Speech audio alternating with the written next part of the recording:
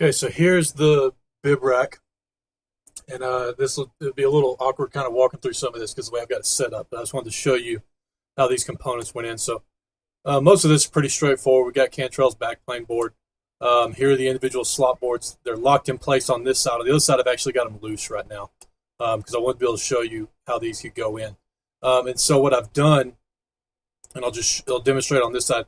On each of these, I've taken the board and given it a little kind of C-channel piece behind it that the board secures, this top board secures to this metal piece here, this guy right here, and the bottom board secures to something similar. It's a lower profile one, so that everything aligns properly.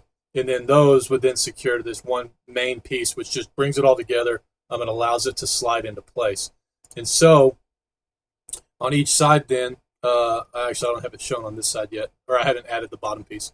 On each side then, I've got a guide rail on the bottom and on the top up here, and then a little shorter, like 5-inch guide rail here.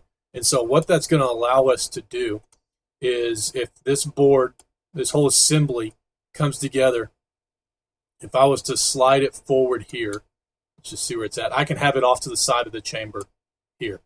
And so when this whole assembly is inside the chamber, I can then take this full assembly and just slide it out so that we don't have to have it really long cabling there.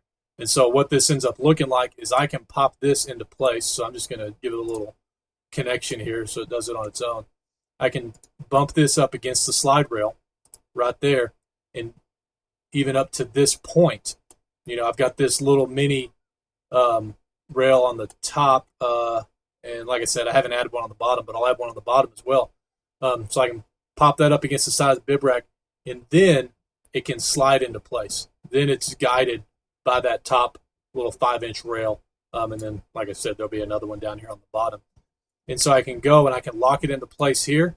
And then I've got some slotted holes with a threaded, with a tapped hole behind it. So once I get this board and I press it into its connectors, I can also go in and put a screw up here and down here as well, just to kind of completely lock that in. And so I think that's, about the simplest way to run those in there. I'm trying to avoid any milled Teflon pieces just in order to reduce cost on this whole thing. Now, of course, these plates here, if we want to go this direction, then I'll go through and, perforate out these plates, open up some spaces just to reduce mass within the chamber as a whole. And so basically you'd have a bunch of open area right there. And then the plate behind it would have a lot of open area as well. You just secure them together with some hardware. So that's what I was thinking on those, just because then you just have this full assembly that you could, once again, if you need to pull this bib rack out, then all you have to do on each side is you're going to slide this board back here until it gets, so you're going to slide it back like 5 inches to get it clear of that top rail. And then, let me see if I can kill this mate that I just put in here. Yeah. Then once it's in that position, you can take this whole board assembly and let's see, let me move it, and slide it out to the side. And so there, your cabling length is reduced, and you can pull the whole bib rack out. So same thing on the other side as well. All of these parts are mirrored components.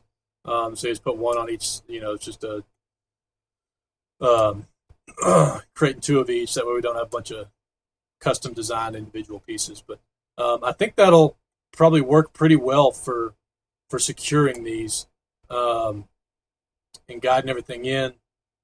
So take a look at that and let me know what you think. All of this is kind of just everything's just blocky in its design right now. But as we get things locked in, like I've already started doing it up here a little bit. It's like trimming off some of the sides, put some rounded corners on. I'll open up a bunch of areas up here. Once again, just starting to remove material to decrease the mass within that chamber.